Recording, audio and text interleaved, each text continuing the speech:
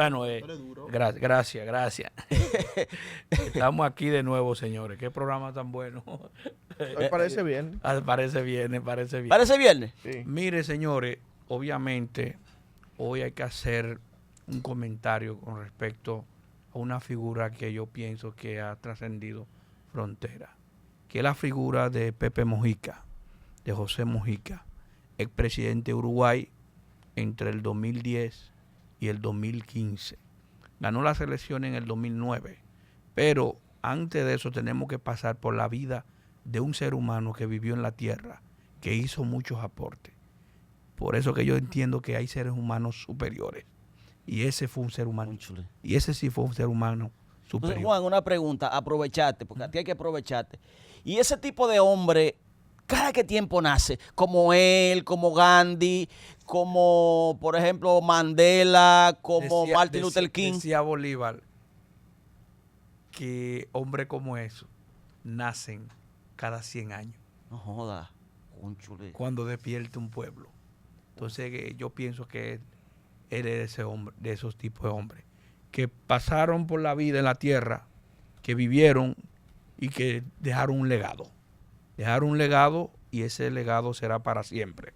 Mire, Pepe Mujica, obviamente, si nosotros nos analizamos desde una perspectiva de la política internacional o de la política interna de su país, tenemos que coger de los inicios de su vida en la política. Ustedes saben que en la década de los 60 muchos países veían a Cuba como un referente. Sí, así es. Y ahí surgieron muchos movimientos de liberación nacional. Por eso que cuando triunfa Fidel Castro en Cuba en 1960, sale Fulgencio Batista de allá, entonces la revolución llegó a Cuba. Entonces esos jóvenes que tomaron el poder en Cuba, transportaron ese movimiento en varios países de América Latina.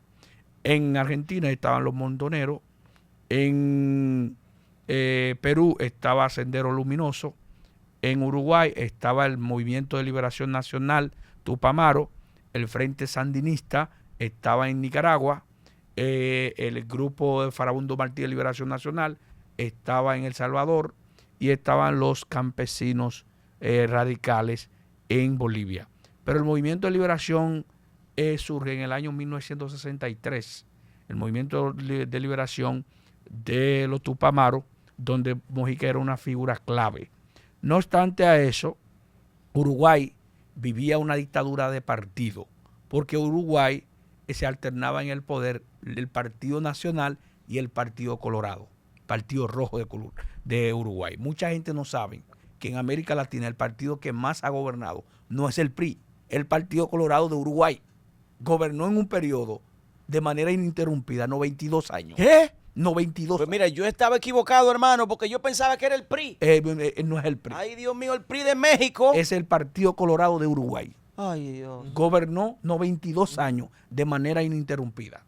Gobernó entre el año 1867 a 1959. De manera ininterrumpida. Ganando elecciones. Entonces, en el año 1973 se da el golpe de Estado, entonces se instaura una dictadura cívico-militar. Obviamente el hombre fuerte de esa dictadura fue Juan María Bodaveri, pero ya Mujica había caído 3 veces preso. Ya cayó preso en 1972, en 1970, fue avaliado 6 veces, tuvo 6 tiros. Entonces después logró escapar por un túnel, luego fue rehén, porque lo convirtieron en rehén cuando dieron el golpe de Estado.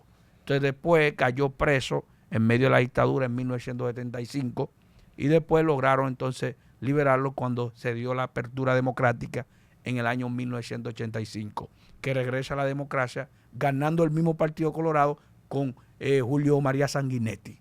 Julio María Sanguinetti, que ha gobernado 2 veces en Uruguay, el que gobernó entre el año 1985 y 1990, que después gana el papá de la calle Pou, que es Luis Alberto de la calle Pou, que gobierna por el Partido Nacional entre 1990 y 1994 y 95. ¿Qué pasó ahí?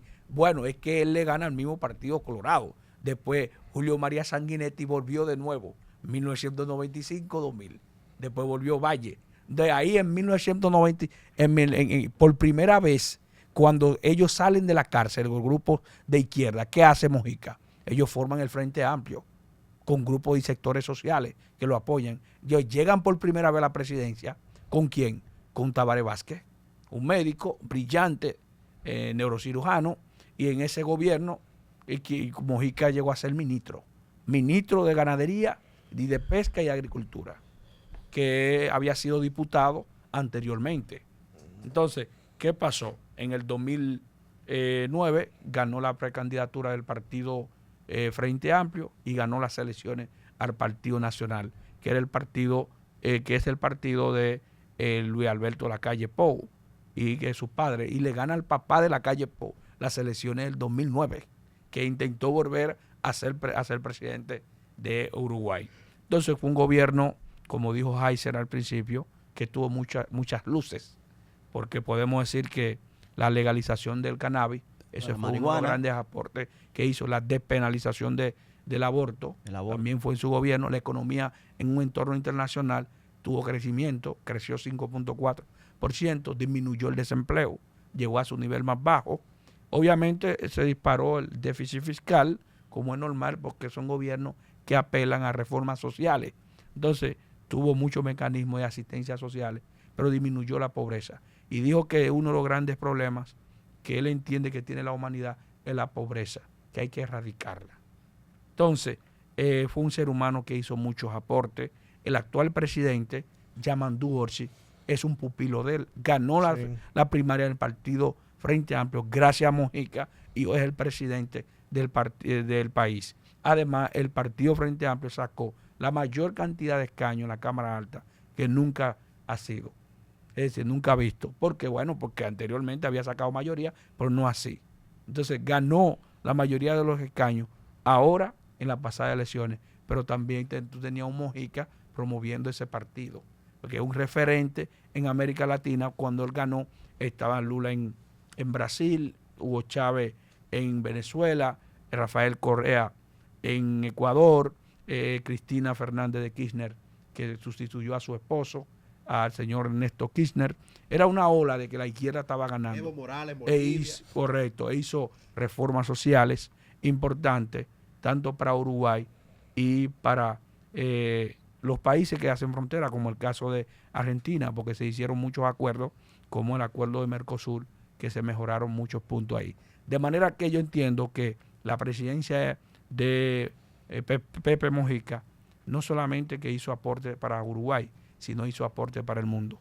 Un ser humano tan humilde que vivió entre los pobres, murió entre los pobres y que sigue creyendo que la pobreza es un mal, pero también hay que vivir humilde desde el poder. Yo termino con esta frase, como decía Heiser, no, triunfar en la vida no es siempre ganar, sino que cuando tú te caigas, tú tienes que levantarte y volver a la rueda. De manera que dice también Bertolt Brecht, que hay hombres que son buenos porque han hecho muchas cosas.